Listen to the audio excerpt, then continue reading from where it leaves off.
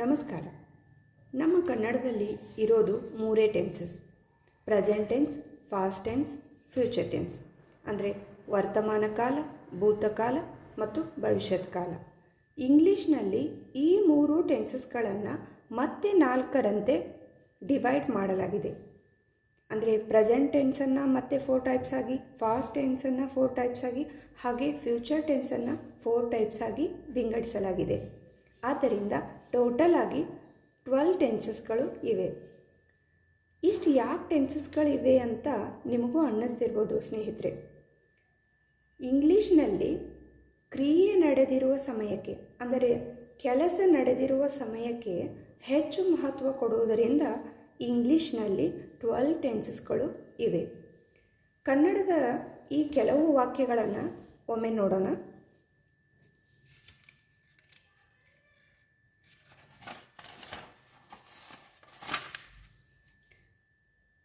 ನಾನು ಧರ್ಮಸ್ಥಳಕ್ಕೆ ಹೋಗಿದ್ದೀನಿ. ನಾನು ಮೈಸೂರಿಗೆ ಹೋದೆ. ಸೂರ್ಯ ಪಶ್ಚಿಮದಲ್ಲಿ ಮುಳುಗುತ್ತಾನೆ. ನಾನು ಮುಂದಿನ ಶುಕ್ರವಾರದ ಒಳಗೆ ಈ ಪುಸ್ತಕ ಬರೆದಿರುತ್ತೇನೆ. ಟ್ರೈನ್ 5 ನಿಮಿಷದಲ್ಲಿ ಸ್ಟೇಷನ್ ತಲುಪುತ್ತದೆ. ಅವಳು ಗಿಟಾರನ್ನು ಬಹಳ ಚೆನ್ನಾಗಿ ನುಡಿಸುತ್ತಾಳೆ ಎಂದು ಈ ತರಹದ 4 ವಾಕ್ಯಗಳನ್ನು ಕೊಟ್ಟು ಈ ವಾಕ್ಯಗಳನ್ನು ಇಂಗ್ಲೀಷ್ಗೆ ಕನ್ವರ್ಟ್ ಮಾಡಿ ಅಂದಾಕ್ಷಣ ಕನ್ಫ್ಯೂಷನ್ ಶುರುವಾಗುತ್ತೆ. ಇಂಗ್ಲೀಷ್ನಲ್ಲಿರೋ 12 ಟೆನ್ಸ್ಗಳಲ್ಲಿ ಯಾವ ಟೆನ್ಸಲ್ಲಿ ಈ ವಾಕ್ಯಗಳನ್ನು ಹಾಕಬೇಕು ಅಂತ ಕನ್ಫ್ಯೂಷನ್ ಶುರುವಾಗುತ್ತೆ. ಈ ಕನ್ಫ್ಯೂಷನ್ನಿಂದ ಹೇಗೆ ಹೊರಬರಬೇಕು ಅನ್ನೋದನ್ನು ನಾನು ನಿಮಗೆ ಹೇಳ್ಕೊಡ್ತೀನಿ. ಆದ್ದರಿಂದ ವಿಡಿಯೋನ ಎಲ್ಲೂ ಸ್ಕಿಪ್ ಮಾಡದೆ ಕೊನೆ ತನಕ ನೋಡಿ. ಹಾಯ್, ನನ್ನ ಹೆಸರು Soujanya. Welcome to my channel learn English with Kannada. What is tense? Tenses are used to indicate the timing of actions or events in a sentence in English. ಒಂದು ವಾಕ್ಯದಲ್ಲಿ ಘಟನೆ ನಡೆದಿರುವ ಸಮಯವನ್ನು ಸೂಚಿಸಲು ಟೆನ್ಸಸ್ಸನ್ನು ಬಳಸಲಾಗುತ್ತದೆ. Hence the word tense refers to a time. Simple ಆಗಿ ಹೇಳಬೇಕಂದ್ರೆ tense means time. Tense refers to a time.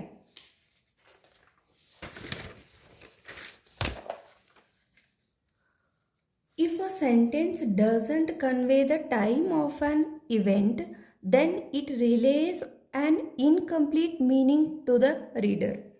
ಒಂದು ವಾಕ್ಯವು ಘಟನೆಯ ಸಮಯವನ್ನು, ಆ್ಯಕ್ಷನ್ ನಡೆದ ಸಮಯವನ್ನು ತಿಳಿಸದಿದ್ದರೆ ಅದು ಓದುಗರಿಗೆ ಅಪೂರ್ಣ ಅರ್ಥವನ್ನು ನೀಡುತ್ತದೆ. ಒಂದು ಪರ್ಟಿಕ್ಯುಲರ್ ಟೈಮನ್ನು ಸೂಚಿಸುವಂತಹ ಸೆಂಟೆನ್ಸನ್ನು ಹೇಗೆ ರಚಿಸಬೇಕು, ಹೇಗೆ ಸ್ಟ್ರಕ್ಚರ್ ಮಾಡಬೇಕು ಅನ್ನೋದನ್ನು ಟೆನ್ಸಸ್ಗಳು ಕಲಿಯುವವರಿಗೆ ತಿಳಿಸುತ್ತದೆ.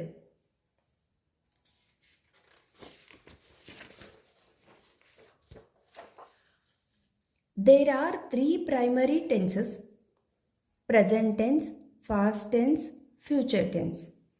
Each tense has been further divided into 4 types.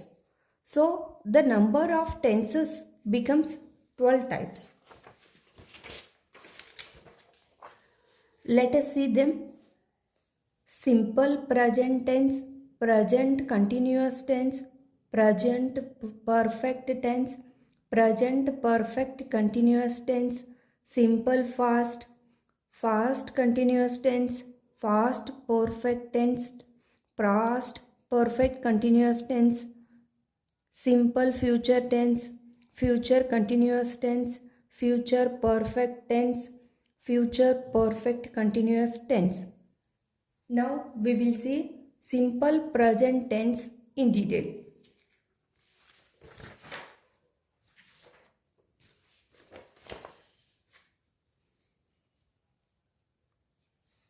Simple present tense. Simple present tension ನಾವು ರೆಗ್ಯುಲರ್ ಆ್ಯಕ್ಟಿವಿಟಿ ಹೇಳೋದಕ್ಕೆ ಬಳಸ್ತೀವಿ. ರೆಗ್ಯುಲರ್ ಆ್ಯಕ್ಟಿವಿಟೀಸ್, ಡೈಲಿ ಆ್ಯಕ್ಟಿವಿಟಿ ಹೇಳೋದಕ್ಕೆ ನಾವು ಬಳಸ್ತೀವಿ. ಸದ್ಯ ನಾನು ಸಿಂಪಲ್ ಪ್ರೆಸೆಂಟ್ ಟೆನ್ಸನ್ನು ಹೇಳ್ತಾ ಇದ್ದೀನಿ. ಇದನ್ನು ಹೇಳೋದಕ್ಕೆ ಬಳಸೋದಿಲ್ಲ. ಹೇಳ್ತಾ ಇದ್ದೀನಿ, ಮಾಡ್ತಾ ಇದ್ದೀನಿ ಅಂತ ಹೇಳೋದಕ್ಕೆ ಸಿಂಪಲ್ ಪ್ರೆಸೆಂಟ್ ಟೆನ್ಸನ್ನು ಬಳಸೋದಿಲ್ಲ. ಸಿಂಪಲ್ ಪ್ರೆಸೆಂಟ್ ಟೆನ್ಸನ್ನು ರೆಗ್ಯುಲರ್ ಆಗಿ ಮಾಡುವಂಥ ಆ್ಯಕ್ಟಿವಿಟಿನ ಹೇಳೋದಕ್ಕೆ ಬಳಸ್ತೀವಿ.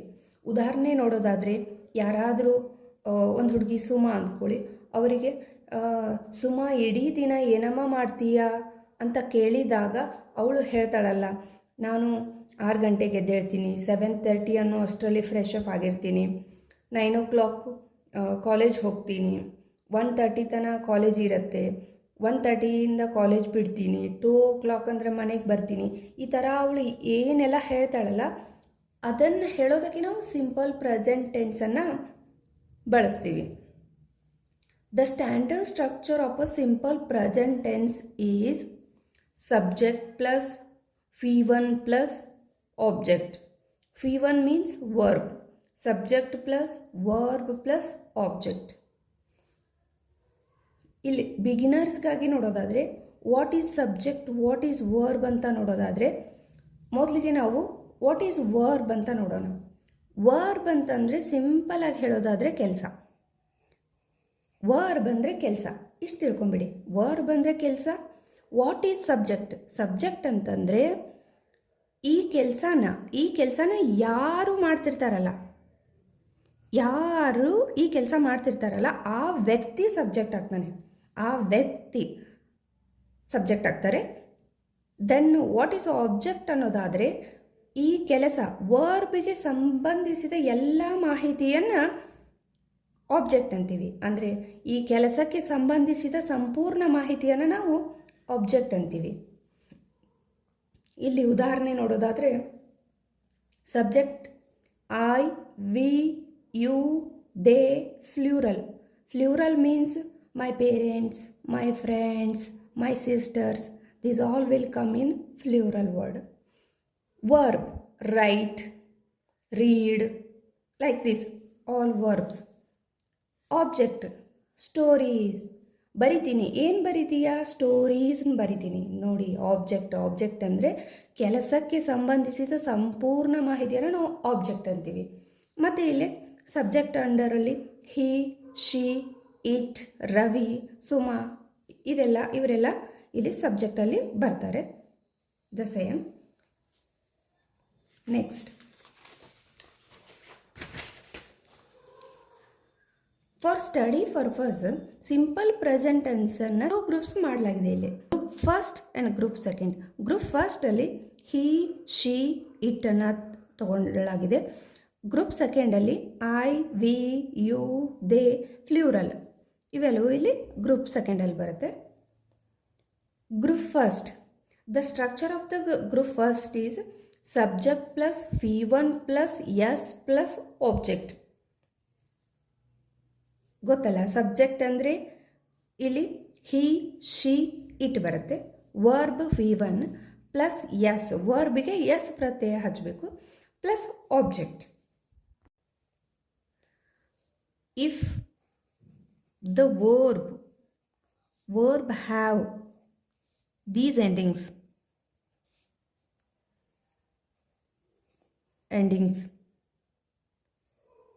sh, ch, o, add es to the verb.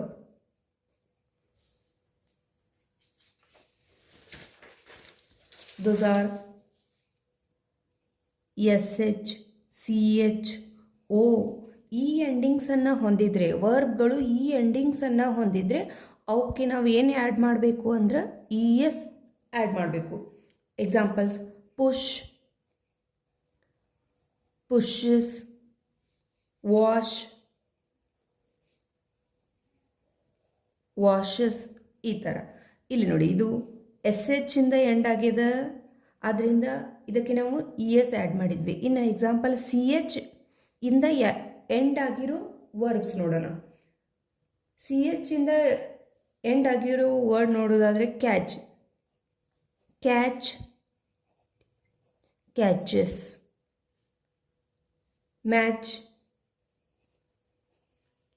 Matches, then O ಇಂದ ಎಂಡ್ ಆಗಿರೋ ವರ್ಬ್ ನೋಡೋದಾದರೆ ಗೋ, ಗೋಸ್, ಡು, ಡೂಸ್. ಇವು ಹಿ, ಶಿ, ಇಟ್ ಮುಂದೆ ಈ ಥರ ವರ್ಬ್ಸ್ ಬಂದಾಗ ಈ ರೂಲ್ ಅಪ್ಲೈ ಆಗುತ್ತೆ. Then another rule is there. If the verb has an ending of y preceded by a consonant, replace y and put ies to the verb.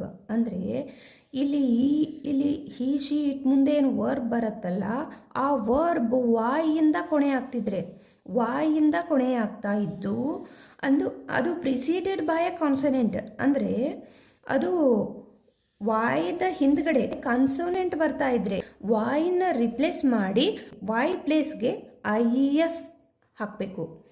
Example ನೋಡೋಣ, ಅವಾಗ ನಿಮಗೆ clear ಆಗುತ್ತೆ. Try, TRY, try. ಟ್ರೈ ಇದ್ದಾಗ ಇದು ಒಂದು verb. ಈ verb is ending with Y. Then it is preceded by a consonant. ಆದ್ದರಿಂದ ಇದು ಟ್ರೈ ವೈಯನ್ನು ರಿಪ್ಲೇಸ್ ಮಾಡಿ IES ಹಚ್ಚಲಾಗುತ್ತೆ. ಆ್ಯಂಡ್ ಫ್ಲೈ, FLY, ಫ್ಲೈ ಇಲ್ಲಿ ವರ್ಬ್ ವೈಯಿಂದ ಕೊನೆಗೊಳ್ಳುತ್ತೆ and it is preceded by a consonant ಆಗುತ್ತದೆ. Fly, flies. Try, tries. Fly, flies. Cry, cries. ಇಲ್ಲಿ ಪೂರಾ ಬಿಗಿನರ್ಸ್ಗೆ ಹೇಳೋದಾದರೆ ಇಂಗ್ಲೀಷ್ನಲ್ಲಿ 26 ಅಲ್ಫಾಬೆಟ್ಸ್ ಇವೆ. ಈ 26 ಅಲ್ಫಾಬೆಟ್ಸಲ್ಲಿ 5 ಸ್ವರಗಳಿದ್ದಾವೆ, 5 ಓವಲ್ಸ್ ಇವೆ. 5 ಓವಲ್ಸ್ ಅಂದರೆ ಅವು ಯಾವಂದರೆ A, E, I, O, U. A, E, I, O, U ಇವು ಓವೆಲ್ಸ್. ಇವನ್ ಬಿಟ್ಟು ಉಳಿದು ಎಲ್ಲ ಏನು 21 ರಿಮೈನಿಂಗ್ ಏನದವಲ್ಲ ಅವೆಲ್ಲ ವ್ಯಂಜನಗಳು, ಕನ್ಸೋನೆಂಟ್ಸ್ ಸ್ನೇಹಿತರೆ. ಸೊ ಈ 21 ಕನ್ಸೋನೆಂಟ್ಸ್ ಇಲ್ಲಿ ಬರುತ್ತೆ. 21 ಕನ್ಸೋನೆಂಟ್ಸ್ ಇಲ್ಲಿ ಬರೋದ್ರಿಂದ ಇಲ್ಲಿ ವೈಯಿಂದ ಎಂಡ್ ಆಗಿರೋ ವರ್ಬಿಗೆ ವೈಯನ್ನು ರಿಪ್ಲೇಸ್ ಮಾಡಿ ವೈಯನ್ನು ತೆಗೆದು ಹಾಕಿ ಅಲ್ಲಿ IES ಅನ್ನು ಹಾಕಲಾಗುತ್ತೆ. ಇನ್ನು ನೆಕ್ಸ್ಟ್ ರೂಲ್ ನೋಡೋದಾದರೆ, if the verb has an ending of Y but preceded by a vowel add only S to the verb. ಅಂದರೆ ವರ್ಬ್ ಏನಾಗುತ್ತೆ, ವರ್ಬ್ ವಾಯಿಂದನೇ ಕೊನೆಗೊಳ್ಳುತ್ತೆ, but preceded by a vowel. ಏನು 5 ಸ್ವರಗಳಿದಾವಲ್ಲ, ಆ 5 ಸ್ವರಗಳ ಬಂದರೆ ಅದರಲ್ಲಿ ಯಾವುದಾದ್ರೂ ಒಂದು ಸ್ವರ ಬಂದಿದ್ದರೆ ಅವಾಗ ಇದಕ್ಕೆ ಓನ್ಲಿ ಎಸ್ ಹಚ್ಚಬೇಕು. ಸೇ ಇಲ್ಲಿ verb is ending with Y but it is preceded by a vowel. So ಇಲ್ಲಿ ನಾವು ಸಿಂಪ್ಲಿ ಎಸ್ ಸೇರಿಸಬೇಕು. Says, by,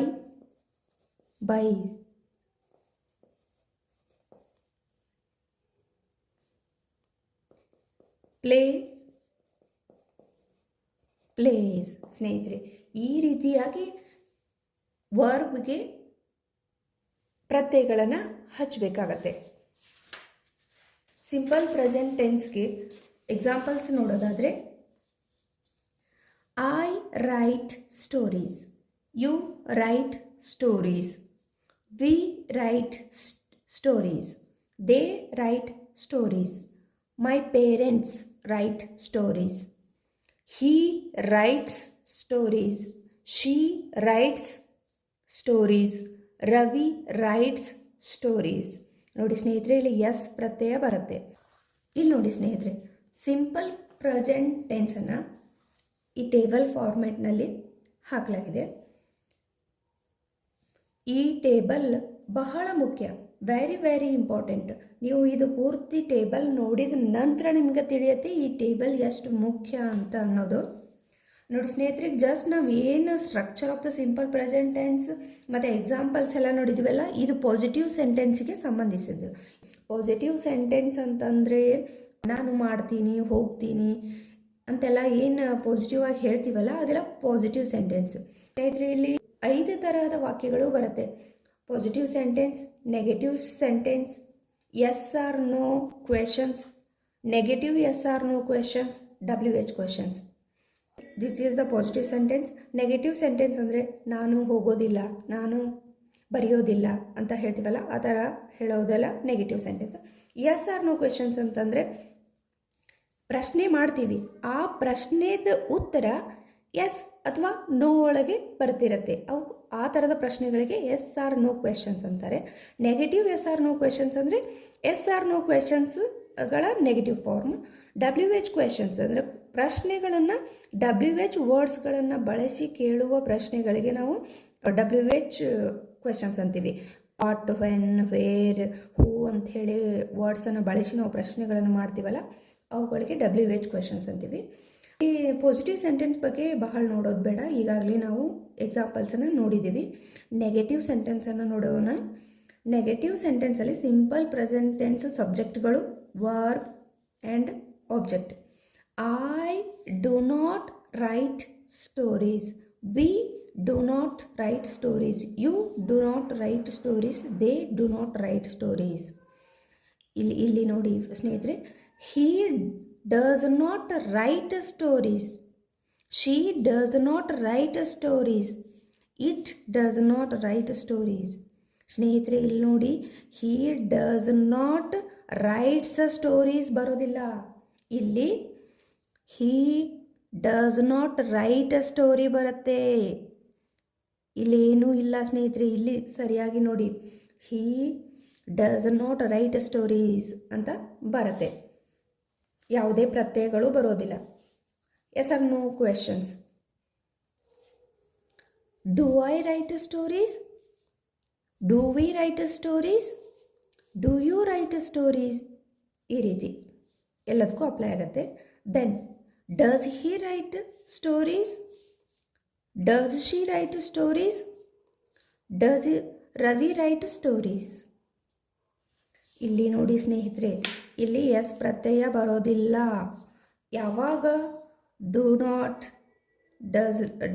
does not, do, does ಬರುತ್ತೆ, ಅಲ್ಲಿ ಹಿ, ಶಿ, ಇಟ್ ಮುಂದೆ ಎಸ್ ಪ್ರತ್ಯಯ ಬರೋದಿಲ್ಲ. ನೋಡಿ, ನಾವು ಯಾವುದಾದ್ರೂ ಇಂಟರ್ವ್ಯೂಗೆ ಹೋದರೆ ಅಲ್ಲಿ ನಮಗೆ ಈ ಥರದ ಸೆಂಟೆನ್ಸನ್ನು ಫಾರ್ಮ್ ಮಾಡೋಕ್ಕೆ ಹೇಳ್ತಾರೆ, ಅಥವಾ ಅದರ ಸಂಬಂಧಿಸಿದ್ದೇನಾದರೂ ಕೇಳ್ತಾರೆ. ಕೇಳಿ ನಮಗೆ ಗ್ರಾಮರ್ ಸರಿಯಾಗಿ ಗೊತ್ತಿದೆಯೋ ಇಲ್ವೋ ಅನ್ನೋದು ಇಲ್ಲೇ ಚೆಕ್ ಮಾಡುತ್ತಾರೆ. ನಾವು ತಗಲಾಕೊಳ್ಳೋದು ಇಲ್ಲೇ. Negative yes or no questions. Don't I write stories, don't we write stories, the same way.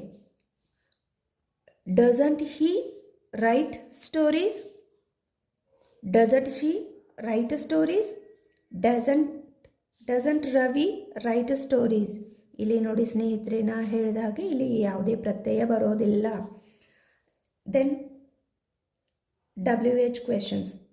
What do I write, what do we write, what do you write, what do they write. ನೋಡಿ ಸ್ನೇಹಿತರೆ, ಇಲ್ಲಿ ನಾವು ಮಾಡೋ mistake ಅಂದರೆ what ಬಂದ ನಂತರ helping verb ಬರಲೇಬೇಕು. ನಾವು ಹೆಚ್ಚಾಗಿ ಮಾಡೋ ಮಿಸ್ಟೇಕ್ ಅಂದರೆ ನಾವು ಈ ಹೆಲ್ಪಿಂಗ್ ವರ್ಬನ್ನು ಬಳಸೋದಿಲ್ಲ. Directly what I write, completely wrong sentence. ನಾವೇನು ಬಳಸಬೇಕಂದ್ರೆ what do I write, what do we write, what do they write, what do my parents write, what do my friends write, like this. ಇಲ್ಲಿ ನೋಡಿ, what does he write, what does she write, what does Ravi write. ನೋಡಿ, ಇಲ್ಲಿನೂ S ಪ್ರತ್ಯಯ ಬರೋದಿಲ್ಲ. S ಆಗಲಿ E S ಆಗಲಿ ಯಾವುದೇ ಬರೋದಿಲ್ಲ. ಬಹಳ ಲಕ್ಷ ಕೊಡಿ ಸ್ನೇಹಿತರೆ. ಈ ಫಾರ್ಮೆಟನ್ನು ನೀವು ಎಷ್ಟು ಸಾರಿ ನೋಡಿದರೂ ಕಡಿಮೆ, ನಿಮಗೆ ಹೊಸದೊಂದು ಏನೋ ತಿಳಿಯುತ್ತೆ. ನೀವು ಪದೇ ಪದೇ ಈ ಟೇಬಲ್ ಫಾರ್ಮೆಟನ್ನು ಓದಿ ಗಮನ ಕೊಡಿ. ಇಲ್ಲಿ ನೋಡಿ ಸ್ನೇಹಿತರೆ, ಎಸ್ ಇ ಎಸ್ ಪ್ರತ್ಯಯ ಬರೋದು ಪಾಸಿಟಿವ್ ಸೆಂಟೆನ್ಸಲ್ಲಿ ಮಾತ್ರ. ಉಳಿದು ಯಾವುದೇ ಫಾರ್ಮೆಟಲ್ಲಿ ಎಸ್ ಪ್ರತ್ಯಯ ಇ ಎಸ್ ಪ್ರತ್ಯಯ ಹಿ ಶಿ ಇಟ್ಗೆ ಬರೋದಿಲ್ಲ. ಇಲ್ಲಿ ಒಂದೇ ಮಾತಲ್ಲಿ ಹೇಳಬೇಕಂದ್ರೆ ಡೋಂಟ್, ಡಸಂಟ್, ಡೂ, ಡಸ್ ಇವು ಎಲ್ಲಿ ಬರುತ್ತಲ್ಲ ಇವು ಬಂದಲ್ಲಿ ಹಿ ಶಿ ಇಟ್ಗೆ ಪ್ರತ್ಯಯಗಳು ಬರೋದಿಲ್ಲ. ಒಂದು ಹೇಳಬೇಕಂದ್ರೆ ಸಿಂಪಲ್ ಪ್ರೆಸೆಂಟ್ ಟೆನ್ಸ್ಗೆ ಒಂದು ಕ್ರೇಜ್ ಇದೆ. ಅದು ಎಲ್ಲೇ ಇದ್ದರೂ ನಾನು ಸಿಂಪಲ್ ಪ್ರೆಸೆಂಟ್ ಟೆನ್ಸ್ ಅಂತ ತೋರಿಸ್ಕೋಬೇಕು. ಈ ಸಿಂಪಲ್ ಪ್ರೆಸೆಂಟ್ ಟೆನ್ಸದ್ದು ಒಂದು ಅದು ಸ್ಪೆಷಾಲಿಟಿ ಏನಂತಂದ್ರೆ ನಾ ಎಲ್ಲೇ ಇದ್ದರೂ ಅದು ನಾ ಸಿಂಪಲ್ ಪ್ರೆಸೆಂಟ್ ಟೆನ್ಸ್ ಅಂತ ತೋರಿಸ್ಕೋಬೇಕು.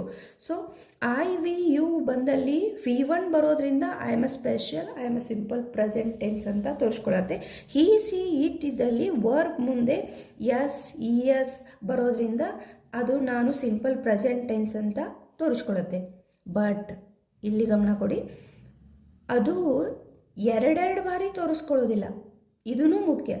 ಈ ಸಿಂಪಲ್ ಪ್ರೆಸೆಂಟ್ ಟೆನ್ಸ್ದೇನೆಂದ್ರೆ speciality I am a simple present tense ಅಂತ ಹೇಳ್ಕೊಳಕ್ಕೆ ಇಷ್ಟಪಡತ್ತೆ, ಅದು ಹೇಳ್ಕೊಳತ್ತೆ. ಅಷ್ಟೇ ಮುಖ್ಯವಾಗಿ ಅದು ಎರಡೆರಡು ಬಾರಿ ಹೇಳ್ಕೊಳ್ಳೋದಿಲ್ಲ. ಇಲ್ಲಿ ಡೋಂಟ್, ಡಸಂಟ್, ಡೂ, ಡಸ್ ಎಲ್ಲಿ ಬರುತ್ತೆ ಅಲ್ಲಿ ಎಸ್ ಪ್ರತ್ಯಯ, ಇ ಎಸ್ ಪ್ರತ್ಯಯ, ಐ ಎಸ್ ಪ್ರತ್ಯಯ ಯಾವುದೇ ಪ್ರತ್ಯಯಗಳು ಬರೋದಿಲ್ಲ. ಈ ಥರನಾದರೂ ನೆನ್ಪಿಟ್ಕೊಳ್ಳಿ. ಇಲ್ಲ negative sentence, yes or no questions, negative yes or no questions, WH questions, ಇಲ್ಲಿ ಹಿ ಶಿ ಇಟ್ಗೆ ಯಾವುದೇ ಪ್ರತ್ಯಯ ಬರೋದಿಲ್ಲ. ಈ ಥರನಾದರೂ ನೆನ್ಪಿಟ್ಕೊಳ್ಳಿ. ಎರಡು ಹಾಗಾದರೂ ನೆನ್ಪಿಟ್ಕೊಳ್ಳಿ, ಇಲ್ಲ ಈ ಥರನಾದರೂ ನೆನ್ಪಿಟ್ಕೊಳ್ಳಿ. ಬರೀ ಪಾಸಿಟಿವ್ ಸೆಂಟೆನ್ಸಲ್ಲಿ ಮಾತ್ರ ಹಿ ಶಿ ಇಟ್ಗೆ ಎಸ್ ಪ್ರತ್ಯಯಗಳು ಬರುತ್ತೆ. ನೀವು ಈ ಟೇಬಲನ್ನು ಪದೇ ಪದೇ ನೋಡಿ ಸ್ನೇಹಿತರೆ, ನಿಮಗೆ ಬಹಳ ಹೆಲ್ಪ್ ಆಗುತ್ತೆ.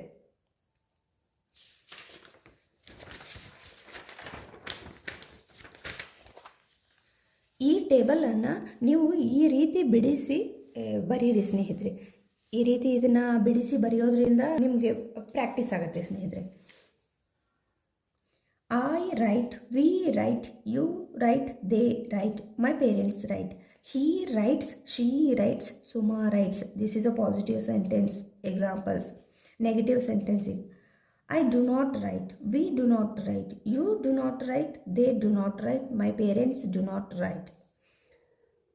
He does not write, she does not write, Suma does not write. Idu negative format. Idu yes or no questions.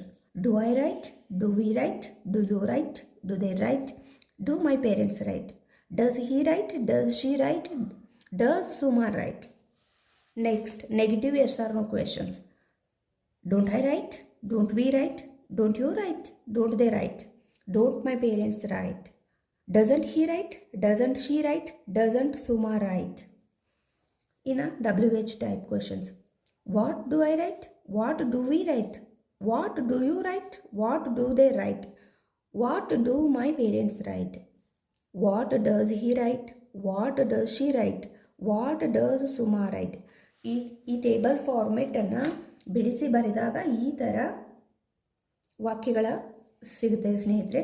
ನೋಡಿ ಸ್ನೇಹಿತರೆ, ಇಲ್ಲಿ ಒಂದೇ ವರ್ಬಿಂದ ಇಷ್ಟು ಥರದಾಗಿ ನಾವು ವಾಕ್ಯಗಳನ್ನು ರಚಿಸ್ಬೋದು. ಇಲ್ಲ ನಮಗೆ ಇದು ಪಾಸಿಟಿವ್ ಸೆಂಟೆನ್ಸ್ ಒಂದು ಬಂದುಬಿಟ್ರೆ ಆಯಿತು, ನನಗೆ ಸಿಂಪಲ್ ಪ್ರೆಸೆಂಟ್ ಟೆನ್ಸ್ ಬರುತ್ತೆ. ಇಲ್ಲ, ತಪ್ಪು ಸ್ನೇಹಿತರೆ. ಯಾವಾಗ ನಾವು ಒಂದು ವಾಕ್ಯವನ್ನು ಪಾಸಿಟಿವ್ ಆಗಿ ಹೇಳೋದು ಮತ್ತು ನಾನು ನೆಗೆಟಿವ್ ಆಗಿ ಹೇಳೋದು, ಅವುಗಳ ಪ್ರಶ್ನೆ ಮಾಡೋದನ್ನು ಕಂಪ್ಲೀಟ್ ಕಲಿತಾಗ ಮಾತ್ರ ಸಿಂಪಲ್ ಪ್ರೆಸೆಂಟ್ ಟೆನ್ಸ್ ಬಂದಾಗೆ. ಸೊ ಆದ್ದರಿಂದ ಈ 5 ಫಾರ್ಮೆಟಲ್ಲಿ ನಾವು ಪರ್ಫೆಕ್ಟ್ ಆಗಲೇಬೇಕು. ಈಗ ನೋಡಿ, ನಾನು ಮಾಡ್ತೀನಿ ಅಂತ ಹೇಳ್ತೀವಿ, ನಾನು ಮಾಡೋದಿಲ್ಲ ಅಂತ ಹೇಳ್ತೀವಿ, ನಾನು ಮಾಡ್ತೀನಾ ಅಂತ ಕ್ವೆಶ್ಚನ್ ಮಾಡ್ತೀವಿ ಸಿಂಪಲ್ ಪ್ರೆಸೆಂಟ್ ಟೆನ್ಸಲ್ಲೇ, ನಾನು ಮಾಡೋದಿಲ್ವಾ ಅಂತಲೂ ಕೇಳ್ತೀವಿ, ಮತ್ತು ನಾನು ಏನು ಮಾಡ್ತೀನಿ, ನಾನು ಎಲ್ಲಿಗೆ ಹೋಗ್ತೀನಿ. ಬಹಳ ಸಿಂಪಲ್ ಪ್ರೆಸೆಂಟ್ ಟೆನ್ಸ್ ನಮ್ಮ ಪ್ರತಿನಿತ್ಯ ಜೀವನದಲ್ಲಿ ಹೆಚ್ಚು ಬಳಕೆಯಾಗೋದು ಸಿಂಪಲ್ ಪ್ರೆಸೆಂಟ್ ಟೆನ್ಸೇ.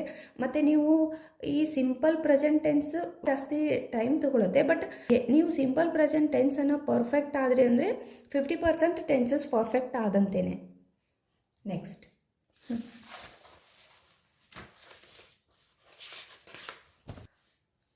ಯಾವ ಸಂದರ್ಭಗಳಲ್ಲಿ ಸಿಂಪಲ್ ಪ್ರೆಸೆಂಟ್ ಟೆನ್ಸನ್ನು ನಾವು ಬಳಸಬೇಕು ಅನ್ನೋದನ್ನು ಇಲ್ಲಿ ನಾವು ನೋಡೋಣ ಸ್ನೇಹಿತರೆ. ಈಗಲೇ ಇದೇ ಕ್ಷಣದಲ್ಲಿ ಮಾಡೋ ಕೆಲಸಗಳನ್ನು, ಅಂದರೆ ನೆಕ್ಸ್ಟ್ ಮಿನಿಟೇ ಮಾಡೋ ಕೆಲಸಗಳನ್ನು ಹೇಳೋದಕ್ಕೆ ನಾವು ಸಿಂಪಲ್ ಪ್ರೆಸೆಂಟ್ ಟೆನ್ಸನ್ನು ಬಳಸ್ತೀವಿ. ಅದನ್ನು ಇಮಿಡಿಯೇಟ್ ಆ್ಯಕ್ಷನ್ಸ್ ಅಂತ ಹೇಳ್ತೀವಿ. ಇದಕ್ಕೆ ಎಕ್ಸಾಂಪಲ್ಸ್ ನೋಡೋದಾದರೆ I go now, I go now, I read, I bring, you take. ಈ ರೀತಿ ಇದೇ ಕ್ಷಣದಲ್ಲಿ ಈಗಲೇ ಈಗ ಸದ್ಯ ಮಾಡ್ತೀನಿ ಅಂತ ಹೇಳೋದಕ್ಕೆ, ಸದ್ಯ ಅಂದರೆ ಈ ಕ್ಷಣನೇ ಶುರು ಮಾಡೋದು, ಈಗ ಸದ್ಯ ಶುರು ಮಾಡೋದು, ಈ ಥರದ ವಾಕ್ಯಗಳನ್ನು ಹೇಳೋದಕ್ಕೆ ನಾವು ಸಿಂಪಲ್ ಪ್ರೆಸೆಂಟ್ ಟೆನ್ಸನ್ನು ಬಳಸ್ತೀವಿ ಸ್ನೇಹಿತರೆ. ನೆಕ್ಸ್ಟ್ ರಿಪೀಟೆಡ್ ಆ್ಯಕ್ಷನ್ಸ್, ಯಾವಾಗಲೂ ನಡೆಯೋ ಕೆಲಸಗಳು ರಿಪೀಟ್ ಆಗಿ ನಡೆಯುತ್ತಿರುತ್ತಲ್ಲ, ಆ ಥರದ ಕೆಲಸಗಳನ್ನು ಹೇಳೋದಕ್ಕೆ ನಾವು ಸಿಂಪಲ್ ಪ್ರೆಸೆಂಟ್ ಟೆನ್ಸನ್ನು ಬಳಸ್ತೀವಿ. ಇದಕ್ಕೆ examples: I go to college at 9. I go to college at 9. I work here.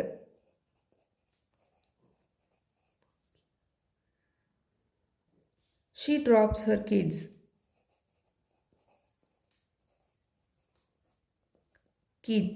Daily. ಈ ರೀತಿ ವಾಕ್ಯಗಳನ್ನು ಹೇಳುವಾಗ ನಾವು ಸಿಂಪಲ್ ಪ್ರೆಸೆಂಟ್ ಟೆನ್ಸನ್ನು ಬಳಸ್ತೀವಿ ಸ್ನೇಹಿತರೆ.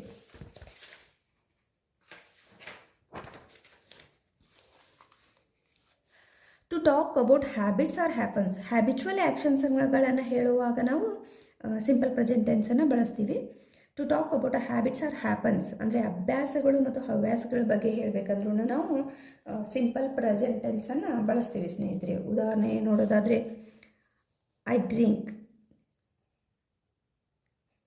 tea. I drink tea.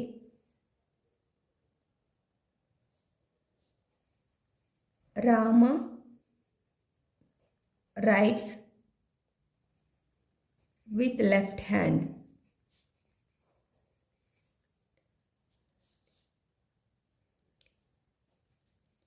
I sleep for 7 hours. I sleep for 7 hours. Every April,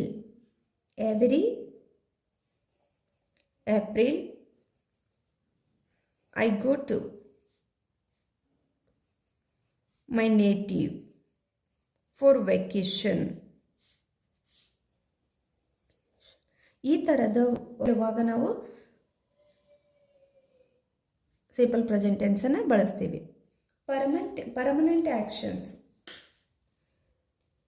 permanent actions ಅಂದರೆ ಎಂದಿಗೂ ಬದಲಾಗದೇ ಇರುವ ವಿಷಯಗಳನ್ನು ಹೇಳುವಾಗ ನಾವು ಸಿಂಪಲ್ ಪ್ರೆಸೆಂಟ್ ಟೆನ್ಸನ್ನು ಬಳಸ್ತೀವಿ. ಅಂದರೆ ನ್ಯಾಚುರಲ್ ಟ್ರೂತ್ಸ್ಗಳನ್ನು ಹೇಳುವಾಗ ಮತ್ತು ಎಂದಿಗೂ ಬದಲಾಗದೇ ಇರುವಂಥ ಸತ್ಯಗಳನ್ನು ಹೇಳುವಾಗ ನಾವು ಸಿಂಪಲ್ ಪ್ರೆಸೆಂಟ್ ಟೆನ್ಸನ್ನು ಬಳಸ್ತೀವಿ ಸ್ನೇಹಿತರೆ.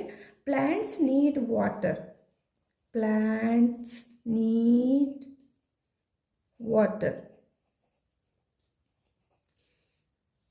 ಇಲ್ಲಿ ಪ್ಲ್ಯಾಂಟ್ಸ್ ಇದೆ ಸ್ನೇಹಿತರೆ, ಅದಕ್ಕೆ plants need water. The sun rises in the east.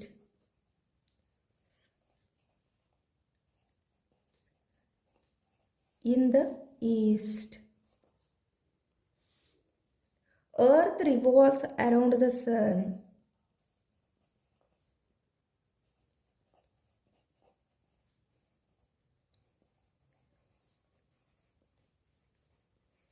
ಈ ರೀತಿ ಎಂದಿಗೂ ಬದಲಾಗದೇ ಇರುವಂತಹ ಸತ್ಯಗಳನ್ನು ಹೇಳುವಾಗ ಮತ್ತು ನ್ಯಾಚುರಲ್ ಟ್ರೂತನ್ನು ಹೇಳುವಾಗ ನಾವು ಸಿಂಪಲ್ ಪ್ರೆಸೆಂಟನ್ನು ಬಳಸ್ತೀವಿ ಸ್ನೇಹಿತರೆ. Scheduled actions and planned actions. Scheduled actions ಮತ್ತು ಪ್ಲ್ಯಾನ್ಡ್ ಆ್ಯಕ್ಷನ್ಸ್ಗಳನ್ನು ಹೇಳುವಾಗ ನಾವು ಸಿಂಪಲ್ ಪ್ರೆಸೆಂಟ್ ಟೆನ್ಸನ್ನು ಬಳಸ್ತೀವಿ. ಅವು ನಿರ್ಧರಿತ ಸಮಯಕ್ಕೆ ಒಂದು ಪರ್ಟಿಕ್ಯುಲರ್ ಟೈಮ್ನಲ್ಲಿ ಆಗುವಂಥ ಕೆಲಸಗಳನ್ನು ಹೇಳುವಾಗ ನಾವು ಸಿಂಪಲ್ ಪ್ರೆಸೆಂಟ್ ಟೆನ್ಸನ್ನು ಬಳಸ್ತೀವಿ. I get up at 7 a.m. Examples: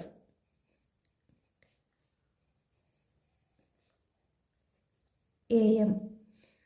Haripriya Express goes to Hyderabad.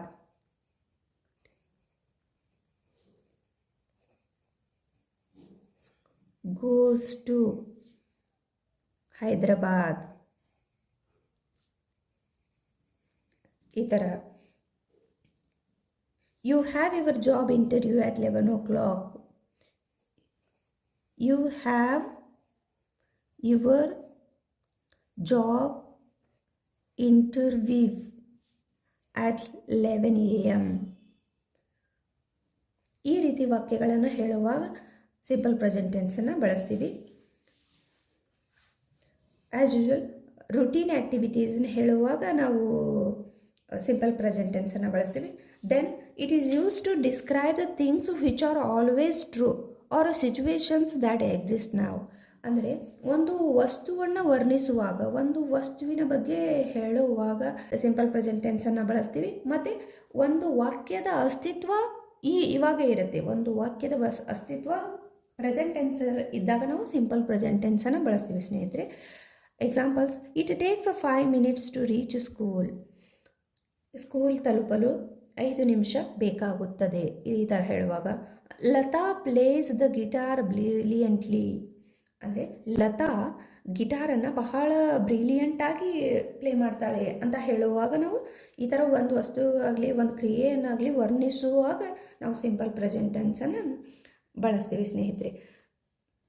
ನೋಡಿ, ಯಾರಿಗೆಲ್ಲ ಈ ರೀತಿ ಇಂಗ್ಲೀಷ್ ಗ್ರಾಮರ್ ಬಗ್ಗೆ ತಿಳ್ಕೋಬೇಕಂತ ಆಸೆ ಇದೆಯೋ, ಯಾರೆಲ್ಲ ಈ ವಿಡಿಯೋ ನೋಡ್ತಾ ಇದ್ದೀರಿ, ದಯವಿಟ್ಟು ಈ ಚಾನಲ್ಗೆ ಸಬ್ಸ್ಕ್ರೈಬ್ ಆಗಿ ಮತ್ತು ಪಕ್ಕದಲ್ಲಿರೋ ಬೆಲ್ ಬಟನನ್ನು ಕ್ಲಿಕ್ ಮಾಡಿ. ಮತ್ತು ಯಾರಾದರೂ ನಿಮ್ಮ ರಿಲೇಟಿವ್ಸು, ಫ್ರೆಂಡ್ಸು ಅವರಿಗೂ ಇಂಗ್ಲೀಷ್ನಲ್ಲಿ ಆಸಕ್ತಿ ಇರುತ್ತೆ, ದಯವಿಟ್ಟು ಅವರಿಗೆ ಶೇರ್ ಮಾಡಿ. ನಮಸ್ಕಾರ.